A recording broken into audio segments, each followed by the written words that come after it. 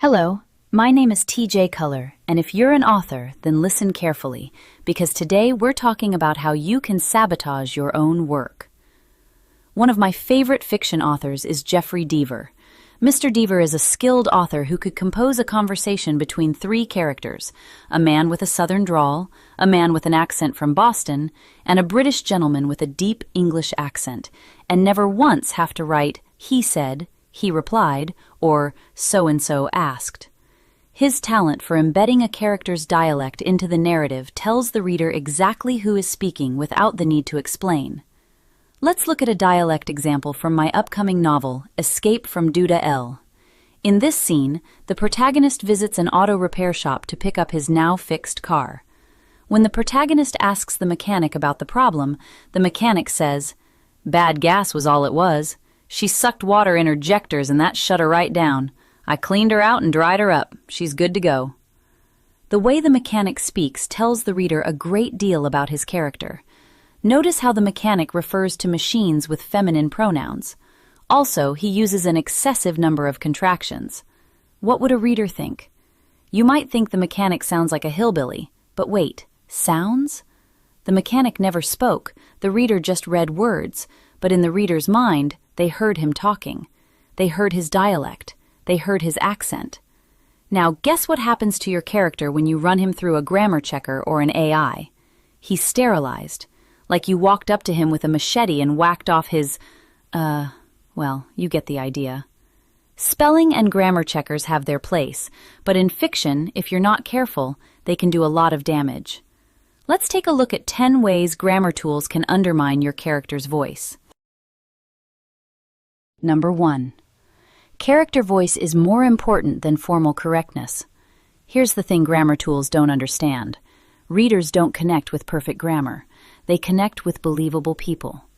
If your character grew up in the Louisiana Bayou, their internal thoughts should sound like the Louisiana Bayou, not like a term paper. Authenticity beats correctness every single time. Number 2. People think in the language they speak. Your character's internal monologue isn't separate from who they are. It is who they are. Their vocabulary, their sentence rhythm, the way they string ideas together, that's their fingerprint. The moment a grammar tool fixes those thoughts into clean, standard English, you've quietly swapped your character out for someone else. Someone bland. Someone who sounds suspiciously like every other character in every other book. Number 3. Fiction is not business writing. Grammar tools are trained on academic papers, professional emails, and formal documents. That's their world. Fiction is a completely different universe. In fiction, we break rules constantly, on purpose. Fragments for punch, run-ons for panic, repetition for rhythm. A grammar tool sees all of that and lights up like a Christmas tree. Every flag is a suggestion to make your prose more corporate. Don't take the bait. Number 4. Here is the point I made in my introduction.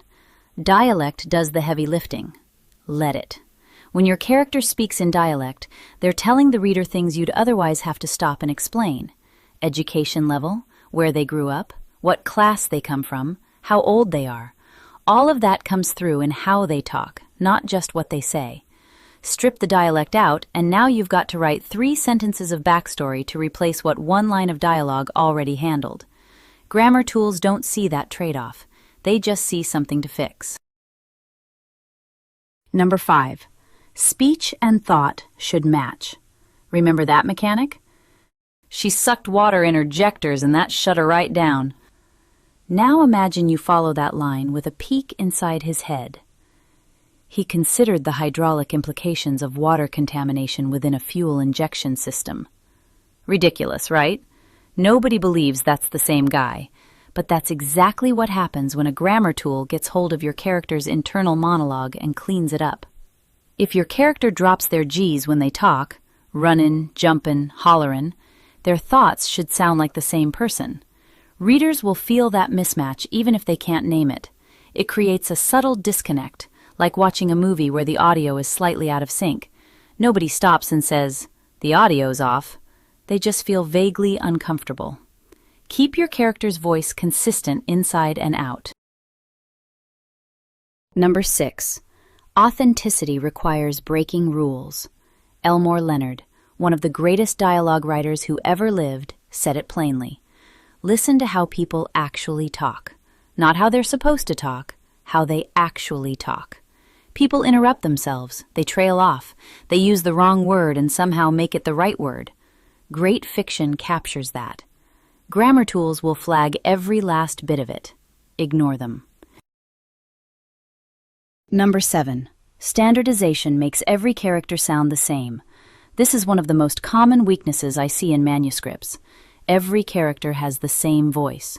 The professor sounds like the street kid, sounds like the grandmother. There's nothing to grab onto. Distinctive speech patterns are how readers recognize characters before they even see a dialogue tag. The moment you let a grammar tool flatten those differences, you've handed your cast the same costume and told them all to act normal. Number 8. Grammar rules are guidelines, not laws. The Chicago Manual of Style is a fantastic resource. It's also a tool for a specific kind of writing. Fiction writers have always adapted the rules to serve the story. That's not ignorance, that's craft. When Cormac McCarthy decided to skip quotation marks entirely, no grammar tool on earth would have approved. The book sold just fine. Number 9. Immersion depends on consistency. Readers are remarkably good at suspending disbelief, as long as you don't break the spell. And nothing breaks the spell faster than inconsistency. Your character cusses like a sailor in dialogue, but their inner thoughts sound like a guidance counselor? The reader's going to notice. They won't know why the book suddenly feels off, but they'll put it down. Consistency in your character's voice, across dialogue, thought, and behavior, is what keeps readers in the story. Number 10. You're the author. Act like it. Grammar tools can catch typos. They can flag a genuine mistake. That's useful. But they cannot tell the difference between an error and a choice. That's your job. You know why that sentence fragment is there. You know why your character says ain't when every other character says isn't. Don't let an algorithm make that call for you. Use the suggestions as a starting point, then override them without guilt, every time. In fiction, the goal isn't perfect grammar. The goal is a reader who finishes your book at 2 a.m. and immediately wants to tell someone about it. That doesn't happen because your commas are in the right place. It happens because your characters felt real. Protect their voices. Write messy when messy is right. And the next time your grammar tool flags something, ask yourself, is this a mistake or is this the character? 9 times out of 10, you'll already know the answer. Till next time, I'm TJ Culler, and as we say at the author spot, go on and write. We'll handle the tech. Good boy, Spot.